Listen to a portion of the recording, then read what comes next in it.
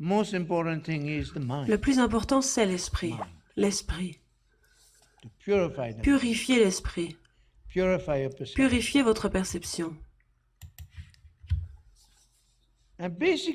Et fondamentalement, qu'est-ce que vous devez faire? Transformer l'esprit. Le Bouddha a dit aussi, toute peur et toute anxiété vient d'un esprit qui est non dompté. Il a dit, il n'y a rien à craindre excepté votre esprit non dompté. Vous vous rappelez, le président Roosevelt disait, il n'y a rien à craindre si ce n'est la peur elle-même. Mais en fait, où réside la peur? Dans l'esprit non dompté, dans un esprit qui est pollué, dans un esprit qui est impur. Alors que quand l'esprit est pur, lorsque l'esprit est transformé, c'est pourquoi vous voyez, si vous transformez votre esprit, le Bouddha a dit, l'enseignement le plus important du Bouddha, c'est dompter cet esprit qui est le nôtre.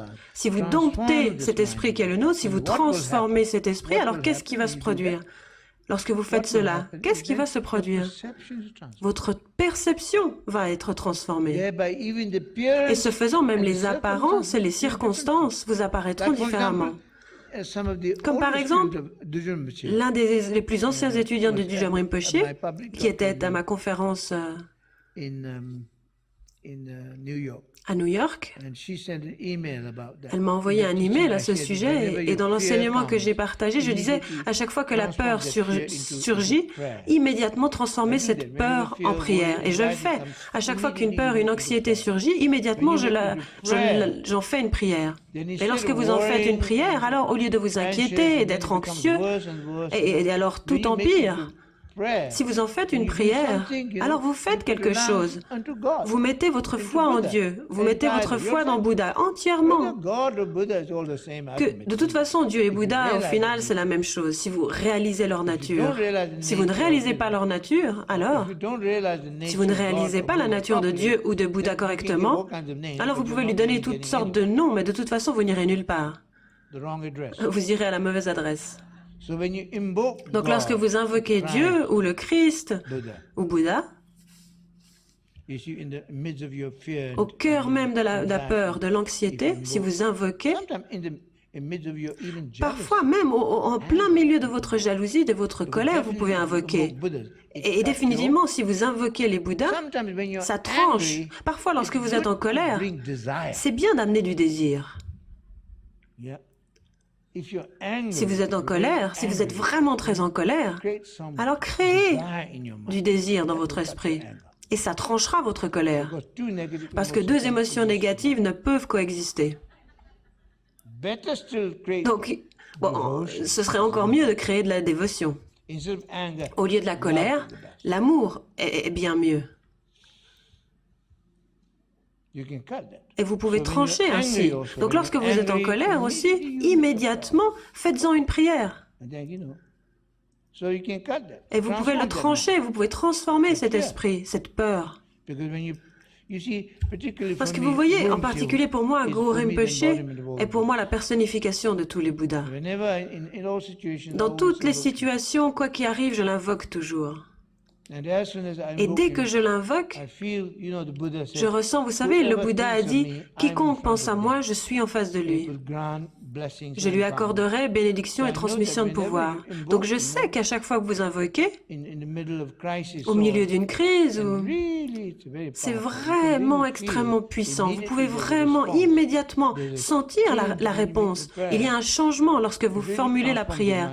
Ça transforme vraiment votre esprit et vous en ressentez la bénédiction.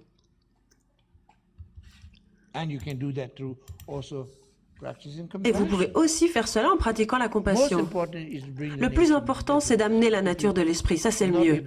Si vous n'arrivez pas à amener la nature de l'esprit, alors au moins, faites une prière ou engendrez la dévotion, ou la compassion, ou la méditation. Si vous transformez votre esprit, alors qu'est-ce qui va se produire? Votre perception va se transformer. Et ce faisant, même les apparences et les circonstances vous apparaîtront différemment. Vous vous sentirez bien mieux. Soudain, toutes vos peurs se seront évaporées. Parce que votre esprit est dompté, il est transformé. Parce que où est la peur? Dans l'esprit de toute façon. Donc le plus important, c'est cette citation du Bouddha, dompter, conquérir et subjuguer cet esprit qui est le nôtre. Parce que si vous transformez votre esprit, alors votre perception est transformée. Et lorsque votre perception est transformée, alors les apparences et les circonstances vous apparaîtront différemment. Et l'économie aussi, c'est une question de perception. Un bon dirigeant, c'est quelqu'un qui peut créer une certaine perception. Donc, c'est vraiment une question de perception. Et ce qui est très bien, c'est si vous arrivez à conquérir votre esprit, si vous pouvez conquérir votre esprit, alors, qu'est-ce qui va se passer? Vous pourrez créer de bonnes perceptions d'autrui. Vous pourrez conquérir la perception d'autrui. Vous devez conquérir votre esprit.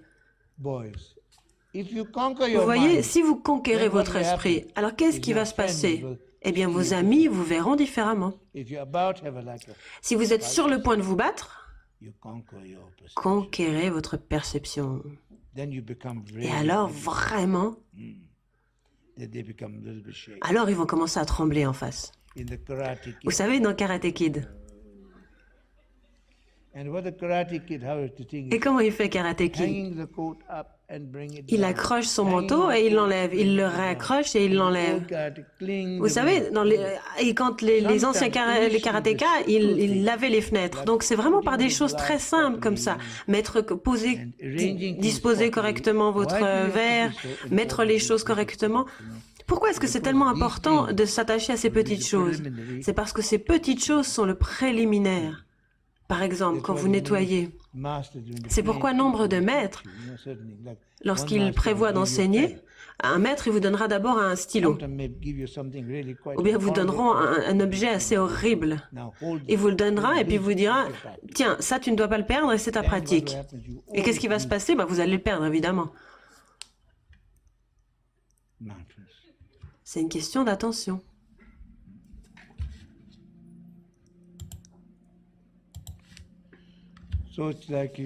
Donc, si vous conquérez votre propre peur, alors vous devenez vraiment très puissant. Si vous conquérez votre peur, alors en fait vous devenez intrépide. Vous conquérez votre peur, vous conquérez votre perception, et alors vous pouvez conquérir la perception d'autrui. Et aussi, ne vous en faites pas trop. Ne vous inquiétez pas trop de comment les autres vous perçoivent. Parce que si vous essayez de faire trop attention à la manière dont les autres vous perçoivent, alors vous devenez faux. Vous pouvez apparaître faux. Vous n'êtes plus naturel. Mais aussi, parfois, peut-être que vous êtes très authentique, mais la personne en face de vous, elle est suspicieuse. Et elle trouve toujours qu'il y a quelque chose qui joue pas chez vous, qui sonne faux. Mais ça, c'est leur perception, donc c'est pas vraiment vrai. Parfois, c'est vraiment drôle. En ce qui concerne la perception, les gens peuvent vous voir de manière complètement différente de ce que vous êtes, en fonction de comment ils sont eux. Ils ne vous voient pas comme vous êtes, vous. Mais peu importe, vous n'avez pas besoin de vous inquiéter de cela. Vous n'avez pas besoin de vous inquiéter de toujours bien apparaître, que les gens vous voient bien. Soyez bien en vous-même. Bon, ça ne veut pas dire qu'il faut que vous vous comportiez de manière complètement folle parce que vous vous sentez bien. C'est pas ça. Vous ne devez pas manquer de respect, vous ne devez pas faire cela. Mais soyez juste vous-même, soyez libre. Et je crois que dans le Zen, il y a une citation de Suzuki Roshi qui dit pratique formelle, esprit informel. Donc pratiquez formellement, mais ayez un esprit informel. Et c'est très important pour nous de transformer notre esprit. Le point clé, c'est votre esprit.